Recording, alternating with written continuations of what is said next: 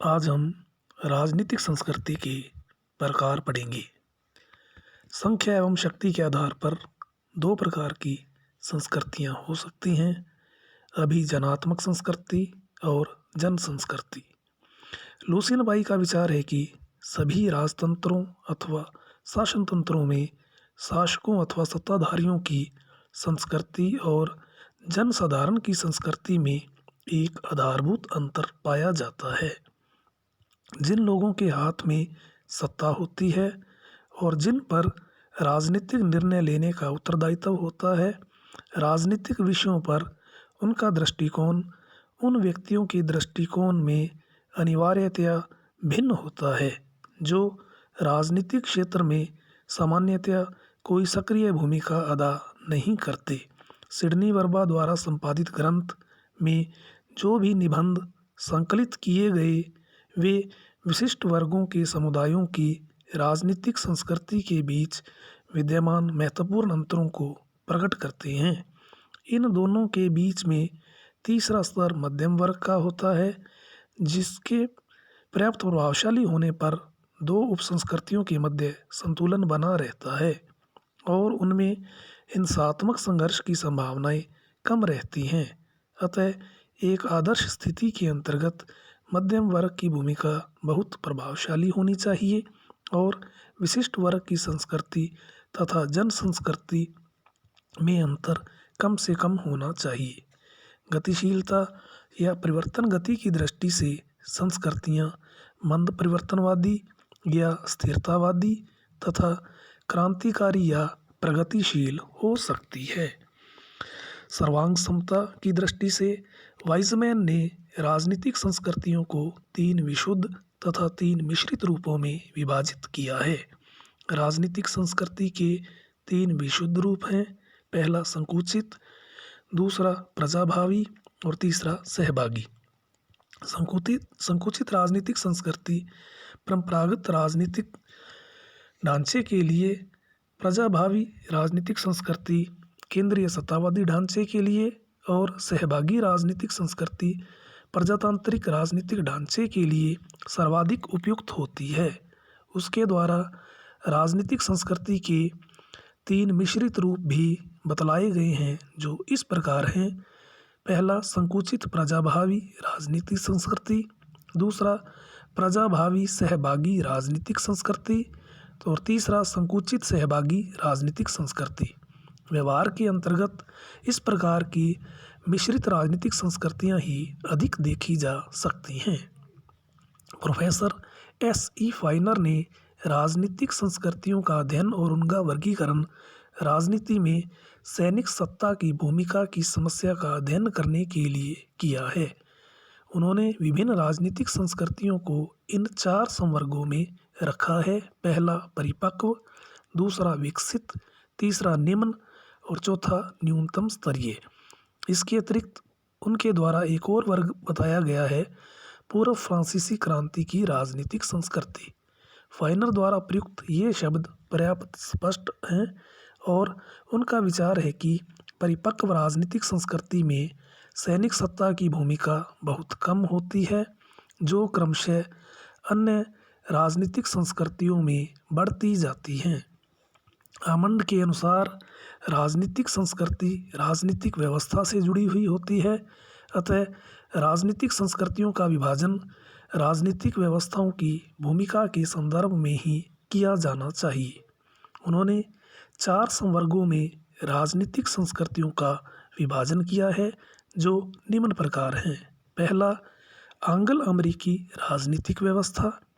Anglo अमेरिकी राजनीतिक व्यवस्थाओं में बहुमूल्यों वाली राजनीतिक संस्कृतियां मिलती हैं, जिनमें जनसंख्या की एक बड़ी मात्रा, व्यक्तिगत स्वतंत्रता, जनसाधारण के कल्याण की सुरक्षा आदि मूल्यों की किसी भी मात्रा के मिश्रण को प्राप्त करने में विश्वास करती है।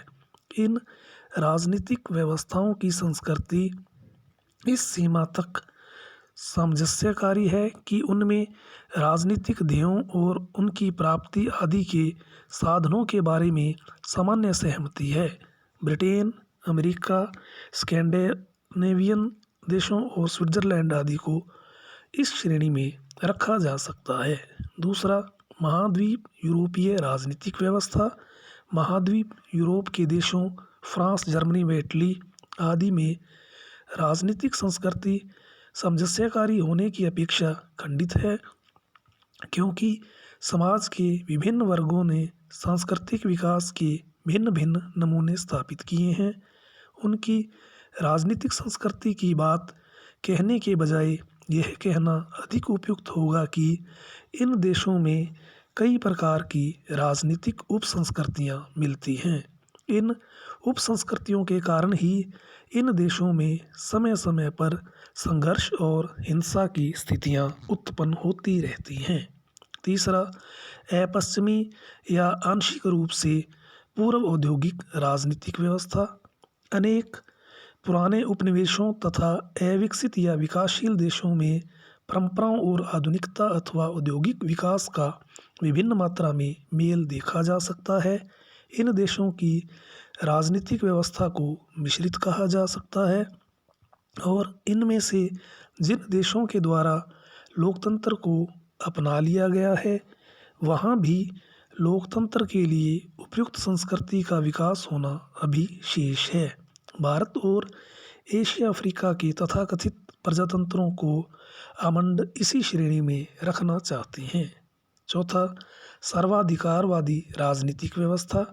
सर्वाधिकारवादी राज्यों में ऐच्छिक संघ नहीं बनाए जा सकते हैं।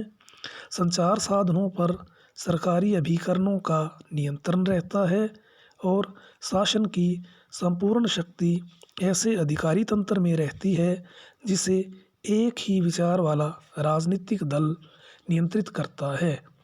इन तत्वों के परिणाम स्वरूप उनकी राजनीतिक संस्कृति देखने में सामंजस्यकारी है, किंतु उनका सामंजस्य बनावटी है। इन राजनीतिक व्यवस्थाओं में राजनीतिक संस्कृति में अंतर इस रूप में देखा जा सकता है कि यदि न्यायालय के द्वारा शासन या शासक वर्ग के विरुद्ध किसी प्रकार का निर्णय दिया जाता है तो बहुत अधिक संभावना इस बात की है कि एंग्लो अमेरिकी राजनीतिक व्यवस्था में उस निर्णय का सम्मान किया जाएगा, जबकि दूसरे और तीसरे प्रकार की राजनीतिक व्यवस्था में उस निर्णय की अवहेलना करने और उसके महत्व को कम करने की विविध चेष्टाएं की जा सकती हैं। राजनीतिक संस्कृति का अंतर इस रूप में देखा जा सकता है कि द्वितीय और तृतीय वर्ग की राजनीतिक व्यवस्थाओं में शासक वर्ग अपनी इन चेष्टाओं में सफल हो जाता है, जबकि प्रथम वर्ग की राजनीतिक व्यवस्था में इस प्रकार की चेष्टा की जाए तो असफलता ही हाथ लगेगी। चौथे प्रकार की राजनीतिक व्यवस्था में न्यायपालिका द्वारा शासन के विरुद्ध निर्णय देने का प्रश्न ही उपस्थित नहीं होता। आमंड के उक्त संरचनात्मक वर्गीकरण को अनेक राजनीतिक वैज्ञानिकों ने स्वीकार नहीं किया है। उनके अनुसार इस वर्गीकरण में संस्कृति और राजनीतिक व्यवस्था को सेविका या दासी मान लिया गया है। वस्तुतः राजनीतिक संस्कृति को इतनी गौण स्थिति प्रदान नहीं की जानी चाहिए। राजनीतिक संस्कृति अपना स्वतंत्र अस्तित्व रखती है तथा राजनीतिक व्यवस्था को प्रत्यक्ष या परोक्ष रूप से सामान्यतया निर्णायक रूप से प्रभावित करती है। राजनीतिक संस्कृति के संबंध में किए गए इन वर्गीकरणों में इस तथ्य को दृष्टि में रखा जाना चाहिए कि राजनीतिक संस्कृति स्थिर नहीं होती, वरन उसका विकास होता रहता है। इस विकास में राजनीतिक व्यवस्था के भीतर से उत्पन्न विचार तथा बाहर से आने वाले विचार भी अपना योगदान देते हैं।